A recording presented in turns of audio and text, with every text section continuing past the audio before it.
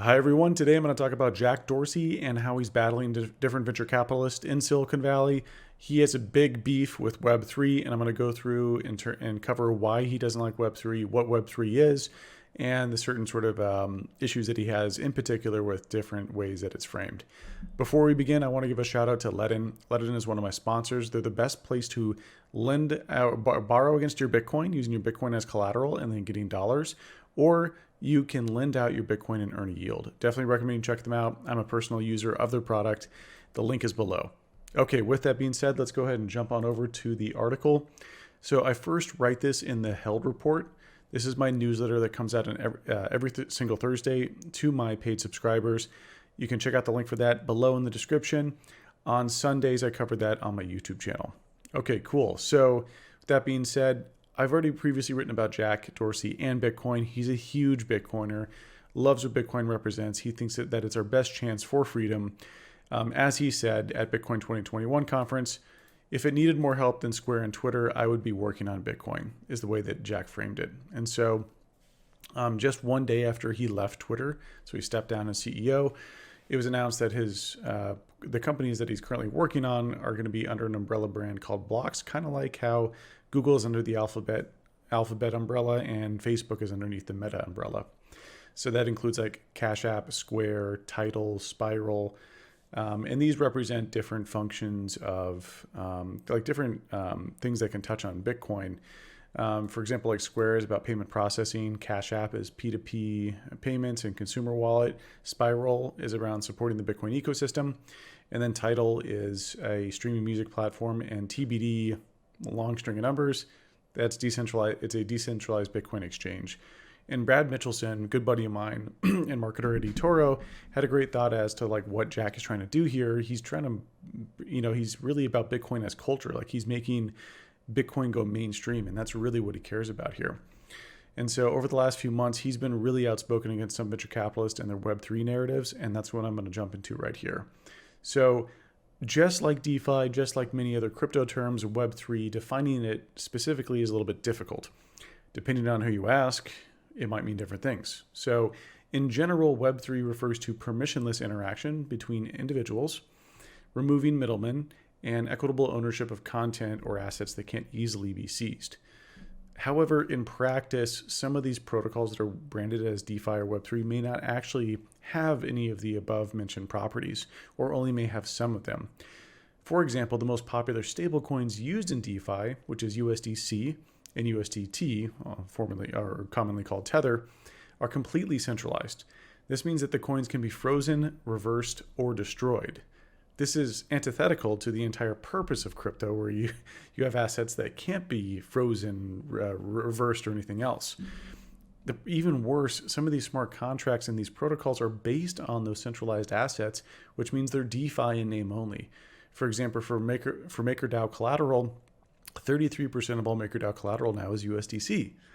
And so if different smart contracts are predicated on the fact that USDC is worth something and can't be reversed, and then there's smart contracts based on that, and this is all called composability, by the way, then what really is DeFi or Web3 if there's different assets that are completely centralized or different protocols that have censorship baked into it? And so, there's really a degree, it just totally depends on the project in terms of how much they have or how little they have. The Bitcoin community in general tries to skew more decentralized. And some of these communities have given up decentralization for more throughput, expressibility, usability in terms of like throughput, protocol, smart contracts that you're capable of doing. But with that comes the centralization risk, and that creeping centralization has creeped into a lot of some of the core functions of these projects.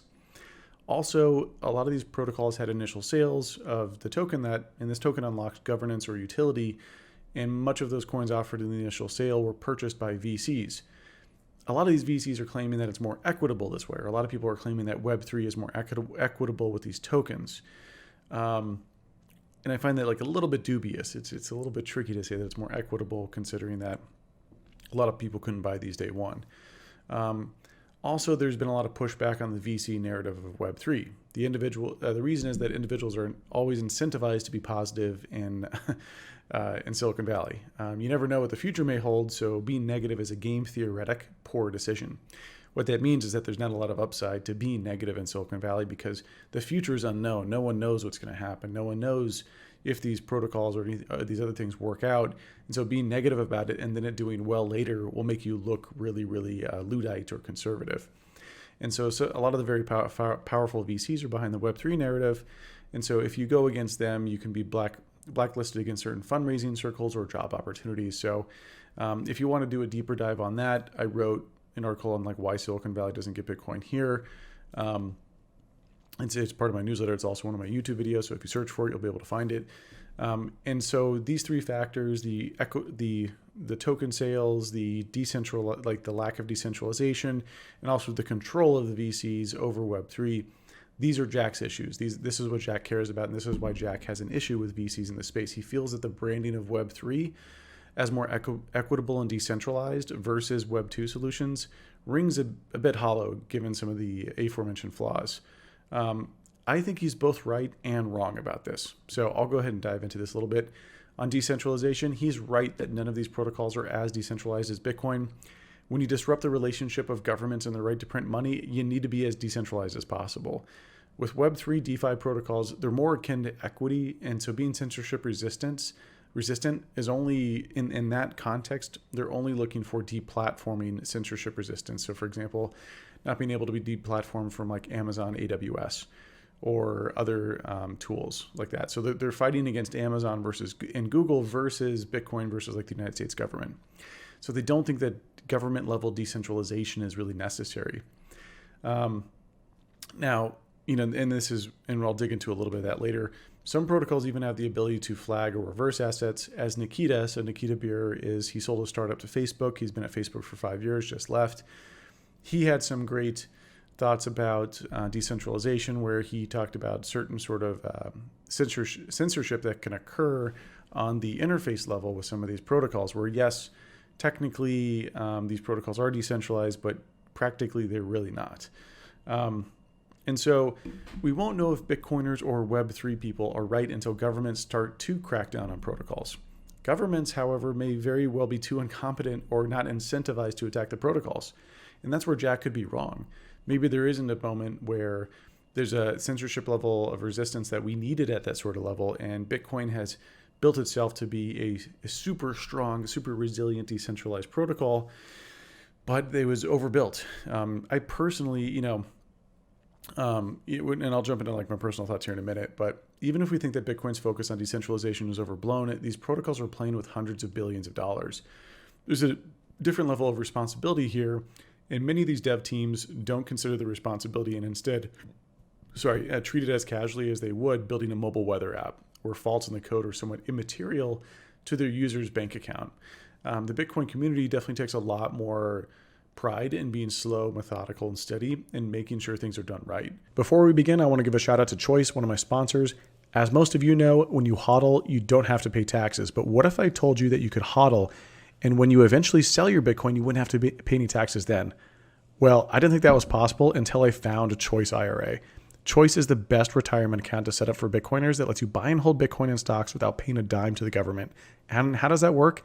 Choice is an IRA. They have IRAs and Roth IRAs, which means it's a special type of retirement account where you don't pay taxes if you hodl until a certain age, along with some other stipulations. And the best part, you can self-custody your Bitcoin with Choice, which means that you don't have to trust Choice or anyone else with your Bitcoin or your private keys. It's the perfect retirement solution for Bitcoiners. The best time to start stacking sats was 11 years ago. The second best time is today. Search Stack Sats in the App Store or choiceapp.io/held. Link is included in the description below. Go check it out right now. On the equitable ownership part, Jack is right that many of these tokens have concentrated insider ownership, which may permanently impair their ability to become credibly neutral public infrastructure. Messari, and this is from Dan McArdle, the co-founder at Messari, he posted this on Twitter. These are initial token allocations of these different chains and how much were sold in different sales and how much were allocated to the community and insiders. A lot of these have really big chunks of insider allocation. And the whole reason that Bitcoin is fair is that it launched and Satoshi didn't give himself any coins. Anyone could go mine Bitcoin and earn Bitcoin. There was no pre-sale. There was no insider allocation. And that's where Bitcoin stands in stark contrast to these. So, this can lead to a lot of issues, whether it be credibility of the monetary policy, credibility of the protocol itself. There's also like a price issue. So Kobe, a popular crypto Twitter guy, posted about how some of these projects had serious price declines when they launched because a lot of the insiders who had purchased it wanted to dump onto retail traders who were wanting to purchase it. So, it's a little bit tricky to say like these are more equitable allocations. This is a whole new world where users own these protocols. They kind of do, but a lot of insiders own them too. Now, with Bitcoin I think sets the gold standard of equitable ownership because no one got pre-allocated some. You either had to mine it or you had to buy it from someone else. There was no free lunch. So I think Bitcoin definitely stands out from the pack in that regard, and that's what Jack is really pushing on.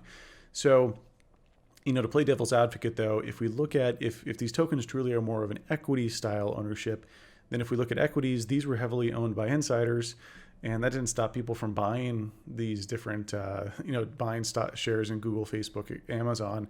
And it also didn't dissuade people from using their product. So, these are all Web2, and I think that if people are comfortable with that, they might be comfortable as well with Web3 heavy allocation to insiders. Also, VCs are comprised of many LPs. These LPs are limited partners in the fund, and these LPs represent maybe it could be a sovereign wealth fund, it could be a pension fund, and that represents thousands or millions or tens of millions of people. So these protocols will still be owned by a lot of people. It's not necessarily individuals. However, there are individual LPs at these funds, and a lot of the fund managers, the GPs, will take their own commission and a big cut of this. So, when we look at these Web3 projects and how they use tokens and a financial incentive to create a social network, and that's what like NFTs and Web3 really stand for, is like how can we harness token incentives and combine that with communities and creators and create a new world. Building a product or protocol is really, really hard. Jack exactly knows how hard it is to stand up a social network. Twitter. Twitter was one of the is one of the biggest social networks out there, one of the longest running. It's really tough to build a social network, super, super hard. And tokens can both align and distort incentives. And this is called up Nikita, the guy I mentioned before. He says it's hard enough to get a social network off the ground. It's literally a once in a decade black swan event, which is totally true. Like we've only got a handful of social media platforms that we all use. And because it's a huge winner take all sort of network effect function. And he goes, if you're making it decentralized and requiring users to set up a wallet, you've already reduced your low probability of success to effectively zero. And so I agree and disagree with him on this point. One, I agree with him, like introducing any new user experience thresholds rather than just like signing in, which everyone's comfortable with, or signing up and adding something of like they have to know how to manage a private key is really tricky and is going to add a lot of friction. Conversely, if people do get comfortable with like signing in with their wallet, then that experience does port over to other, you can easily log into these other experiences as well, which make it really, really useful. One more note on private key management in Web3. It's extremely scary to think of like, yes, with that ability to like truly own your data, truly own your money is awesome. Management of that private key, which enables that, is really, really scary because like, for example, Ryan Selkis, really well-known guy in the space, and a few others, this happens almost every single week. They'll have their MetaMask hacked, and MetaMask is a Chrome extension wallet that allows you to do this login function. If you're not storing your private key on a hardware wallet, which by the way, if you're gonna do that, I definitely recommend checking out Ledger. Ledger is a partner of mine. They're awesome. If you're gonna go store your private key, you got to keep it on a dedicated hardware device that's not connected to the internet. That does limit some of this Web3 functionality where they kind of require more of a hot wallet function. It's extremely scary though, because like these wallets get hacked all the time. So I'm not sure if that's the best user experience to teach people of like, hey, have your private key accessible on a computer connected to the internet that could maybe get hacked. And then finally, Aaron Levy, CEO of Box, had a fantastic tweet storm on the topic. He has some really eloquent takes, really nuanced takes that I think Bitcoiners kind of like shrug off Web3. And Web3 people are like, we don't care as much about decentralization. You guys are nutty over on the Bitcoin side. I think both are kind of missing some of the finer points, and Aaron really touches on these well. He's a super well-respected product leader in Silicon Valley. Does a great job of breaking down how incentives could be misaligned when, like, for example, your customer and shareholder hat is mixed. If someone owns the token or needs to use the token to utilize the product, well, now they're a shareholder and a user, and sometimes you don't want to be both. You just want to be a user of the product. You don't care about having ownership in it. I don't necessarily care about having ownership in Coca-Cola. I just want to buy a Coke. So he does a really good job here of kind of going through this. Definitely recommend you pause this and read these if you want. I don't want to read these out verbally. So yeah, definitely check that out. Basically, token incentives aren't a panacea for utility or growth. It's a nuanced perspective of like, sure, these things may unlock some more value, but we should be skeptical and at least critical of if they can deliver on that value. I personally believe that Web3 and Bitcoin are not mutually exclusive. Now, Web3 does distract people from finding Bitcoin, and a lot of these projects are really dishonest, where they use disparaging or intellectually dishonest arguments attacking Bitcoin to say that like our protocol is better than Bitcoin. For example, a lot of them call Bitcoin's proof of work wasteful. Pro tip, it's not. If you want to read more on that topic, by the way, check out Proof of Work is Efficient. I wrote this 3 years ago, almost 3.5 years ago.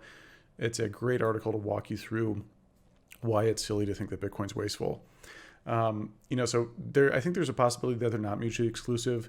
Munib's over at Stacks. He has a good tweet here that I really like, where he said that Bitcoin can sort of be money for the metaverse or money for Web3.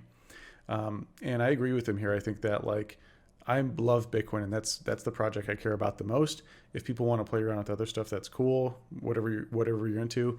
I don't like how they disparage Bitcoin, but Bitcoin could be that money for these other sort of more equity style networks that aren't trying to be as decentralized. These different protocols have different levels of decentralization. They have different novel incentivization mechanisms. That's what I think is really, really interesting here, is that this further differentiation highlights exactly why Bitcoin stands alone in the problem it's solving, its choices around decentralization. Bitcoin makes no compromises with decentralization. There is no alternative to Bitcoin because there's no protocol that makes all the design decisions that Bitcoin does to survive government level of attacks. And so that's why I'm so bullish on Bitcoin. And I've previously written about this in my Bitcoin DeFi series. Definitely recommend you check that out, where I wrote about stacks, DLCs, Lightning, and Sovereign RSK. These are all smart contract platform functionalities that are built on top of Bitcoin. Bitcoin can have some of these DeFi or Web3 features. Bitcoin community just chooses to do it in a way that preserves decentralization and preserves Bitcoin's values. If Web3, and this is where I'm going to push back pretty heavy on the Web3 folks or DeFi, if Web3 or DeFi is successful, governments will certainly come after it. I don't see why they wouldn't. If these protocols undermine how equities work and the financial system, I would find it very, very improbable that governments eventually don't go try to attack it. So I personally believe that building on Bitcoin is your best way to enable long-term success, given those careful design decisions that are perfectly crafted to survive a government attack. I hope you enjoyed this. If you like this, throw me a like or subscribe. These help with the algorithm, helps it get out to more people. Or throw me a comment. Would love to hear what you think about this. Again, thanks for listening, and cheers. Bye.